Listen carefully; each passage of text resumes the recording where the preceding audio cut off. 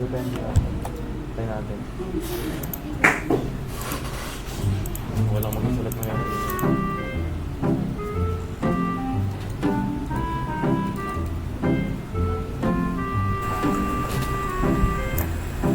So, yun. Good day everyone. Efraim Palma right here. So, today naman igagala ko sa website namin, so, which is the NetSkills. So, pangalan niya is NetSkills. And ito, dito ngayon tayo sa home page. Ang purpose ng website namin is to provide an networking tutorials na madaling ma-access ng mga estudyante katulad ko. Kasi katulad namin kasi, ang problem namin dito as a student is, although meron na video sa YouTube or sa other website na networking, pero hindi yun yung saktong tutorial na hinahanap namin. Kumbaga, mahirap humanap ng mga saktong tutorial sa curriculum namin. So, ginawa namin itong website ito para makapag-provide ng siguro sakto na knowledge or lessons sa mga student na kagaya namin na curious sa networking. So, itong website ito, nandito tayo sa website na home. Makikita nyo logo namin, yung website and the introduction. And kapag kinik mo itong start learning, mapupunta ka sa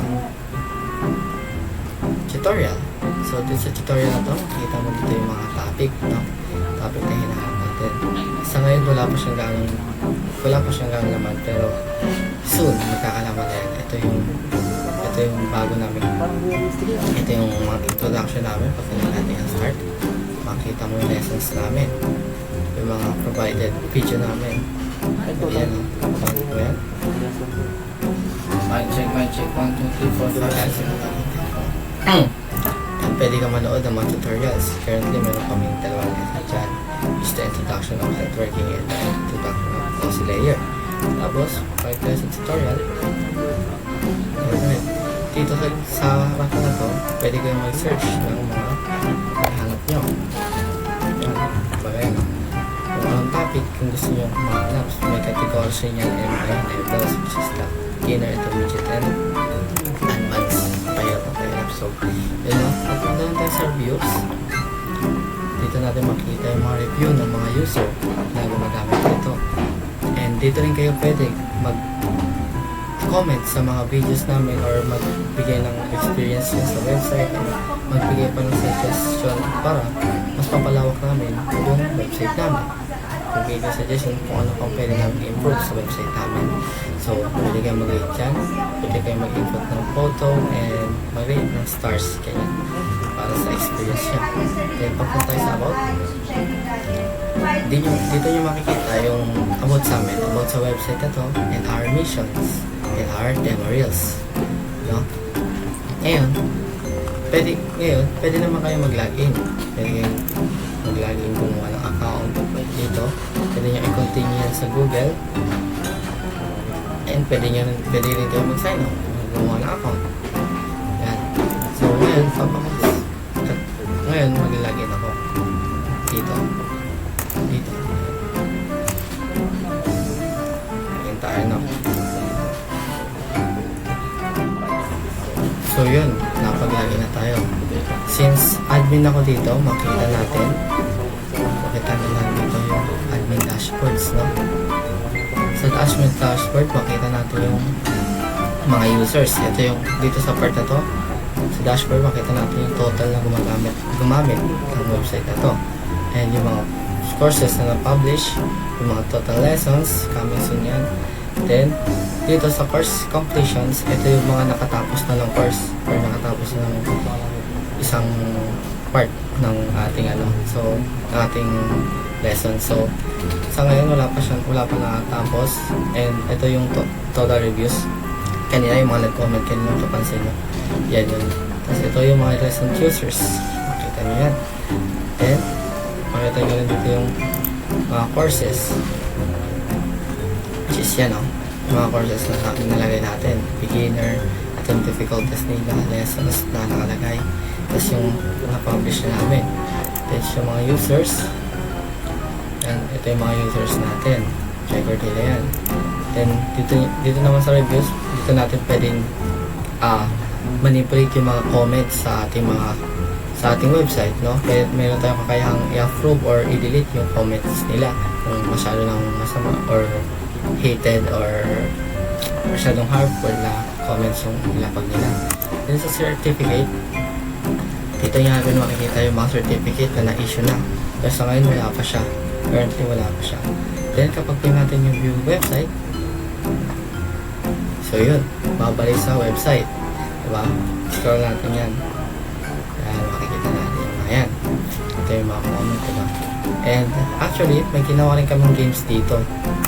Yan. May ginawa kaming games dito. Kumbaga, this website is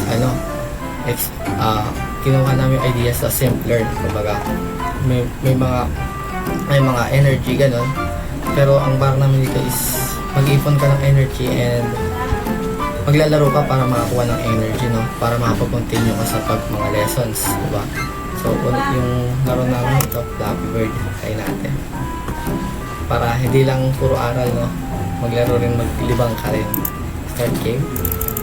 Oh, ano yan? Wala mahina. So, yun. Balik na tayo sa net skills. Ngayon natin yung net skills. Ano. So, papakita na and yun lang. Ano ang introduction na dyan? Papakita naman ni Esteban yung backend namin. So, yun lang. Esteban, it's your turn, bro. Authorization. So, lalagyan lang ang admin. Sabi ko po dito ba sa inyo, kay Backwid, yung So, KRA niyo for the yung design. Google account ko is ginawa ko siyang admin so I can log in and make. Pero since para mapakita ko sa inyo, nagamit ko yung Paano nyo kukunin yung word cloud ninyo? admin.net skills. Sa inyo yun. High password. Ito pa lang. Ayan. So, once na nag-login ka as a admin, pupunta ka dito sa dashboard. So, sa dashboard is makikita mo kung sino-sino yung mga nag-reviews, mga nag-login, mga, ayan, lahat yan. So, sa course,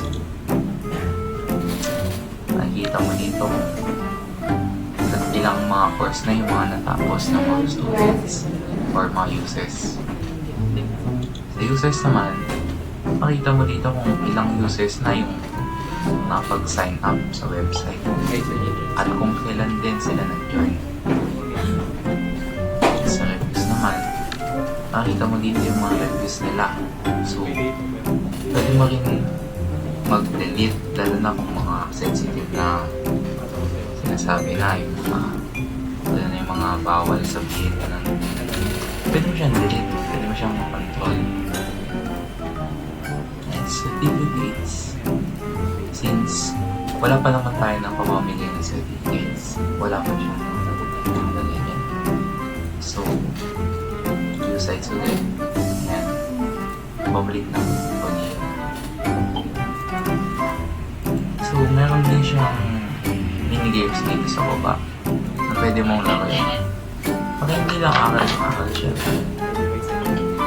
Bigyan ko kayo example. Lakdas.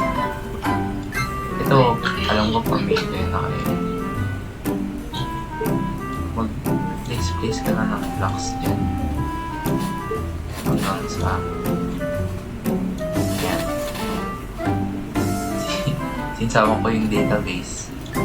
Tignan niyo ang score ko, 999,000. So, balik tayo. Pakita ko rin yung isang games. Isang game.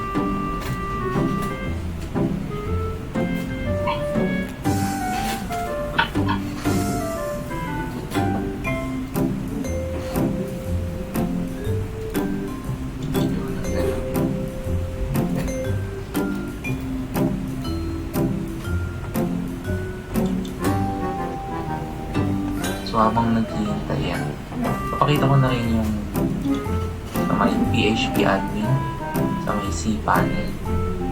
So, ito, meron na rin ang mga table, yung yung ano namin, database. Sa database namin, meron kami table activity logs para na-track mo yung mga activity nila. Itong block game, player data, game progress, game scores. Ito yung para sa games kanina. Yung certificates, dito namin lalagay yung mga certificates nila kung sakali meron na. Completed course, dito mapupunta yung mga course nila na natapos, courses. Ito naman yung mga laman ng mga bawat courses. Itong Flappy Bird, data, at scores. Ito yung isa pang laro. Sa lessons, dito naman yung mga video lessons. Reviews, yung mga comments ng mga users, review likes. Ito naman yung mga, syempre, pag may nag-comment, pwede mo siya i-like. Review replies, pwede mo rin siya i-replyan yung mga reviews.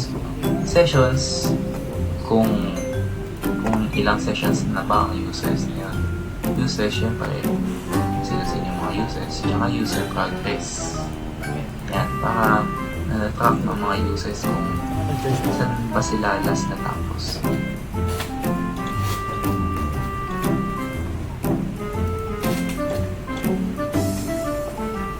So,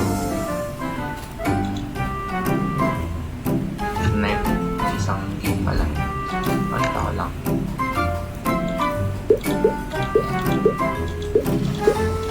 Happy birthday.